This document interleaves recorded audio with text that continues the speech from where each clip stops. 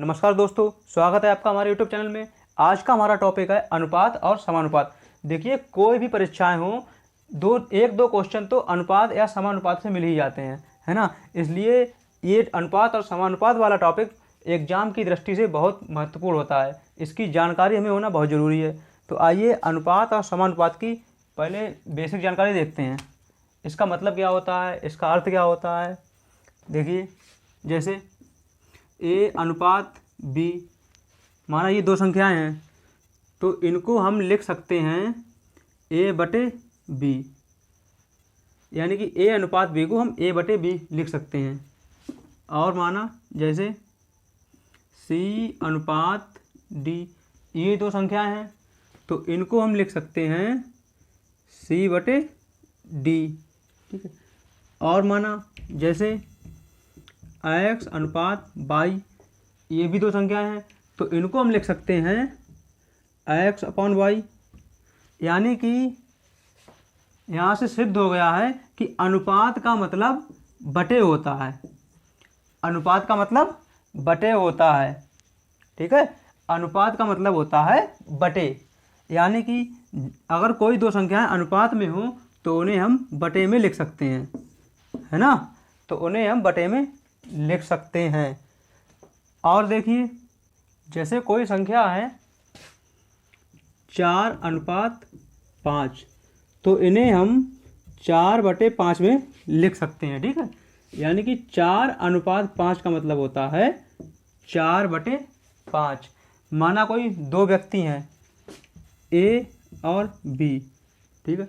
तो ए के पास 2 रुपये हैं और बी के पास 3 रुपये हैं, तो इनका अनुपात हुआ है 2 अनुपात 3। अब माना ए और बी फिर से दो व्यक्ति हैं, ए के पास रुपए हैं 5 और बी के पास रुपए हैं 15, तो इनका अनुपात हुआ है 5 अनुपात 15। अब अनुपात को हम बटे में लिख सकते हैं, है ना। जैसे 5 बटे 15, 5 एकम 5, 5 तिया 15। अब जब हम अनुपात को बटे में लिख सकते हैं तो इसका मतलब है बटे को हम फिर से अनुपात में कर सकते हैं, है ना। तो ये ऊपर 1 है, नीचे 3 है, तो ये आ गया 1 अनुपात 3। तो देखिए, ए के पास 5 रुपये हैं और बी के पास 15 रुपये हैं, तो इन दोनों का रुपयों का अनुपात है 1 अनुपात 3, ठीक है। इस प्रकार से हम अनुपात को निकालते हैं। तो आइए पहले तो हम प्रथम समानुपाती, द्वितीय समानुपाती, तृतीय समानुपाती और चतुर्थ समानुपाती को देखते हैं सॉल्व करके। माना कोई 4 संख्याएं हैं, हम 4 संख्याएं मान लेते हैं ए, बी और सी और डी, ठीक है। ये 4 संख्याएं हैं, तो इन्हें हम ए अनुपात बी समानुपात सी अनुपात डी। देखिए, अनुपात का मतलब होता है बटे, अभी हमने बताया था। अनुपात का मतलब होता है बटे, और समानुपात का मतलब होता है बराबर। समानुपात का मतलब होता है बराबर। अनुपात का मतलब बटे होता है, अनुपात का मतलब बटे, और समानुपात का मतलब बराबर होता है, ठीक है। ध्यान रखना, अनुपात का मतलब बटे, समानुपात का मतलब बराबर। यानी कि ये संख्याएं हैं, एक बार फिर से लिखते हैं, ए अनुपात बी समानुपात सी अनुपात डी। तो इन्हें हम दूसरी प्रकार से लिख सकते हैं ए बटे बी, क्योंकि अनुपात का मतलब बटे होता है, तो ए अनुपात बी है, तो इसे हम ए बटे बी लिख सकते हैं। अब ये समानुपात है, समानुपात का मतलब ये 4 पॉइंट लगे होते हैं, ठीक है। तो समानुपात का मतलब होता है बराबर, तो यहाँ पे हमने बराबर का निशान लगा दिया। अब सी अनुपात डी, तो इसका मतलब हुआ सी बटे डी। सी अनुपात डी का मतलब हुआ सी बटे डी, तो इसको हम इस प्रकार से भी लिख सकते हैं, ठीक है। और आइए एक समझते हैं, जैसे कोई संख्याएं हैं एक्स अनुपात वाई समानुपात ए अनुपात बी, ये 4 संख्याएं हैं x/ab और ये इस प्रकार से अनुपात में है। तो इसे हम लिख सकते हैं x/y, क्योंकि x अनुपात y है तो इसे हम लिख सकते हैं x/y। और समानुपात का मतलब होता है बराबर।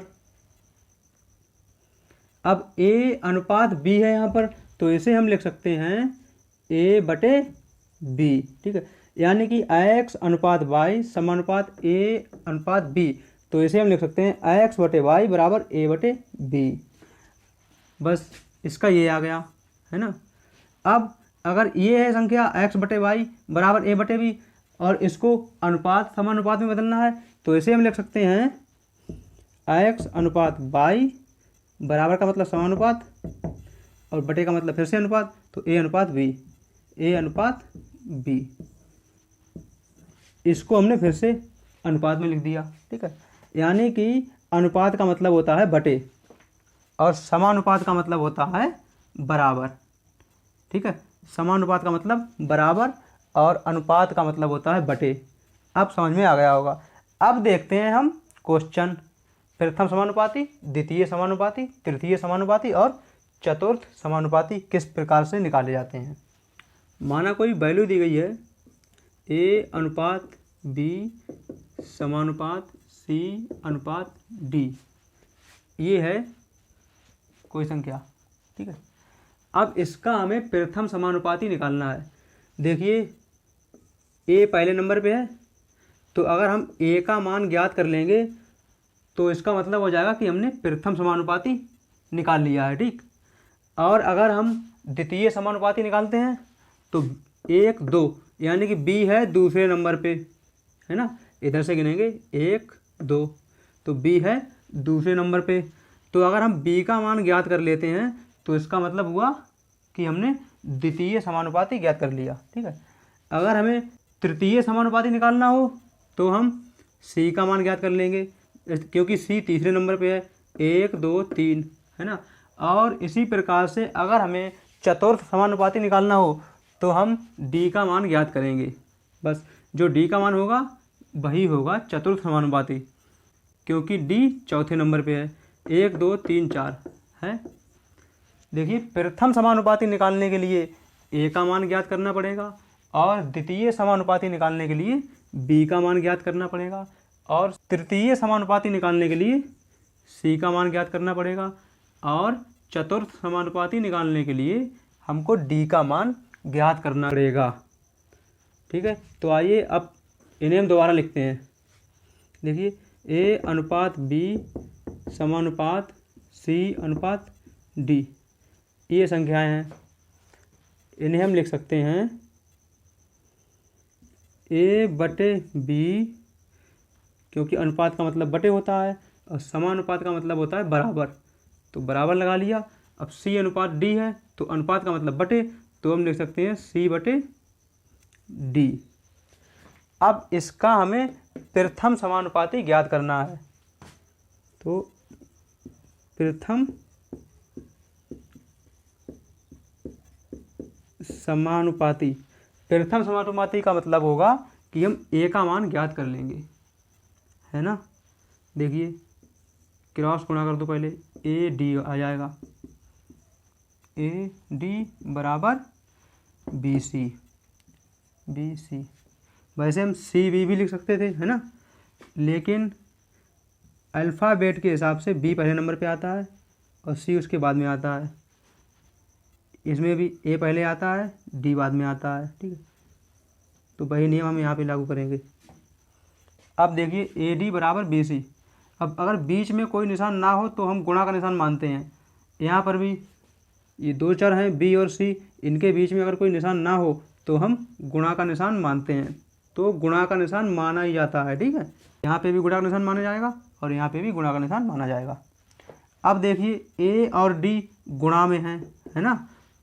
अब A और D गुणा में हैं, तो जब ये बराबर के इधर आएंगी, यानी कि जब इनका पक्षांतर होगा, जब ये बराबर के दूसरे साइड में जाएंगी तो ये भाग में हो जाएगी, और भाग का मतलब होता है बटे, क्योंकि हम भाग के जगह पर बटे भी लिख सकते हैं, है ना। तो आइए देखिए, ए बराबर बी सी बटे डी, ये होगा हमारा प्रथम समानुपाती।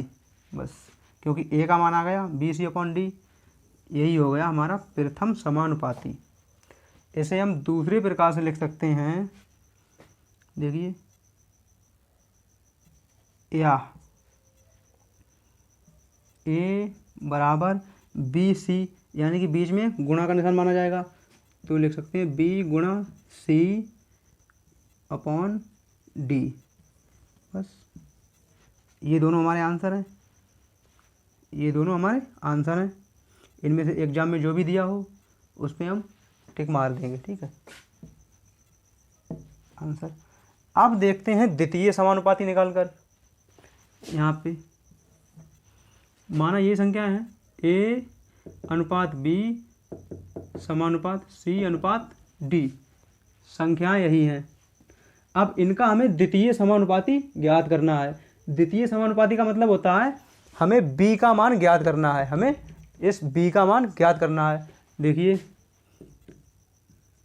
द्वितीय समानुपाती बराबर, इसे हम बटे में लिख सकते हैं a बटे बी बराबर c बटे डी, इसे हम इस प्रकार से भी लिख सकते हैं। अब देखिए, द्वितीय समानुपाती बराबर, यानी कि b का मान पहले इस प्रकार गुणा करेंगे, AD आ जाएगा बराबर BC। अब द्वितीय समानुपाती का मतलब कि b का मान ज्ञात करना है। अब b और c गुणा में है, तो हम c को जब बराबर के इधर लाएंगे तो गुणा की जगह पे निशान बदल जाते हैं, तो ये हो जाएगी भाग में, भाग का मतलब बटे में हो जाएगी, ठीक है, तो c बटे में हो जाएगी। देखिए, AD बटे c बराबर b। बस, यहाँ पे b का मान ज्ञात करना था, अब ये b का मान आ गया। अब b को इधर ले आते हैं और इसको उधर ले जाते हैं, यानी कि b बराबर AD अपॉन c आ गया द्वितीय समानुपाती, द्वितीय समानुपाती। बस, यही हमारा आंसर है। इसे हम दूसरी प्रकार से भी लिख सकते हैं, जैसे b इक्वल टू a गुणा d अपॉन c, ये हमारा आंसर आ गया। स्क्रीनशॉट ले लो। अब तृतीय समानुपाती देखते हैं। संख्याएं वही हैं, a अनुपात b समानुपात c अनुपात d। अब इसका तृतीय समानुपाती, तृतीय समानुपाती, तृतीय समानुपाती ज्ञात करना है, तो इसे हम दूसरे टाइप से लिख सकते हैं, a अपॉन b बराबर c अपॉन d। अब तृतीय समानुपाती ज्ञात करने के लिए हमें इसका मान, यानी कि c का मान ज्ञात करना पड़ेगा, इसका मान ज्ञात करना पड़ेगा c का। देखिए, पहले तो हम गुणा कर लेते हैं, AD बराबर BC। अब c का मान जब हमें ज्ञात करना है तो c को हम अकेला रहने देंगे और इस b को इधर ले आएंगे, और b c के साथ गुणा में है, क्योंकि बीच में अगर कोई निशान ना हो तो गुणा का निशान माना जाता है। देखिए, b और c के बीच में कोई निशान नहीं है, तो इनके बीच में गुणा का निशान माना जाएगा। तो b c के साथ गुणा में है, तो अगर हम b को बराबर के इधर लाएंगे तो ये भाग में हो जाएगी, भाग का मतलब बटे, यानी कि बटे में हो जाएगी, ठीक है। जिसका मान निकाला जाता है उसे अकेला करना पड़ता है। अब c का मान ज्ञात करना है तो c को अकेला करना पड़ेगा। उसी प्रकार से जब a का मान ज्ञात किया गया था तो a को अकेला रखा गया था, जब b का मान ज्ञात किया गया था तो b को अकेला करना पड़ा था, ठीक है। अब c को भी अकेला करना पड़ेगा। देखिए, AD सेम टू सेम उतार लिया, अब b c के साथ गुणा में है तो अब इधर आ जाएगी भाग में बराबर c। ये आ गया हमारा c का मान, यानी कि तृतीय समानुपाती, क्योंकि c तीसरे नंबर पे है, 1 2 3 तीसरे नंबर पे है, तो ये आ गया हमारा तृतीय समानुपाती। अब देखिए, c को हम इधर लिख लेते हैं बराबर AD अपॉन b।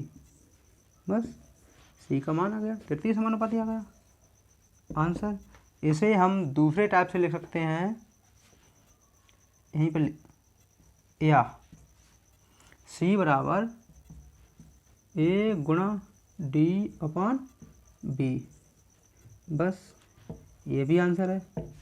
एग्जाम में जो भी ऑप्शन दिया हो इनमें से उस पर एक पे टिक मार देना बस। अब एक बचा है, ये चतुर्थ समानुपाती, यानी कि 1 2 3 4 ये चौथे नंबर पे है। तो अगर हम डी का मान ज्ञात करेंगे तो वो चतुर्थ समानुपाती होगा, क्योंकि डी चौथे नंबर पर है। इसलिए देखिए संख्याएं वही हैं, ए अनुपात बी समानुपात सी अनुपात डी। ठीक है, चतुर्थ समानुपाती, चतुर्थ समानुपाती याद करना है हमें। तो देखिए ए बटे बी लिख सकते हैं बराबर सी बटे डी। अब ये जो डी का मान होगा यहाँ से भी वही चतुर्थ समानुपाती होगा। देखिए गुणा करते हैं, ए डी बराबर बी सी, ए डी बराबर बी सी आ गया। अब चतुर्थ समानुपाती निकालने के लिए हमें डी का मान ज्ञात करना पड़ेगा, और डी का मान तभी ज्ञात होगा जब हम डी को अकेला करेंगे। अकेला तभी होगा जब ए इधर जाएगा तो। अब ए गुणा में है डी के साथ, क्योंकि बीच में कोई निशान नहीं है तो गुणा का निशान माना जाएगा। तो जब ये बराबर के इधर आएगी तो भाग में हो जाएगी, भाग का मतलब बटे, यानी कि बटे में हो जाएगी। अब देखिए डी बराबर बी सी ऐसे लिख लिया जाएगा। अब ए गुणा में है ना तो बटे में हो जाएगी ए। बस ये हमारा आ गया तृतीय समानुपाती, ये आंसर आ गया। इसे हम दूसरे प्रकार से लिख सकते हैं, या डी बराबर बी गुणा सी बटे ए। बस ये आंसर आ गया हमारा। स्क्रीनशॉट ले लो। Thank you.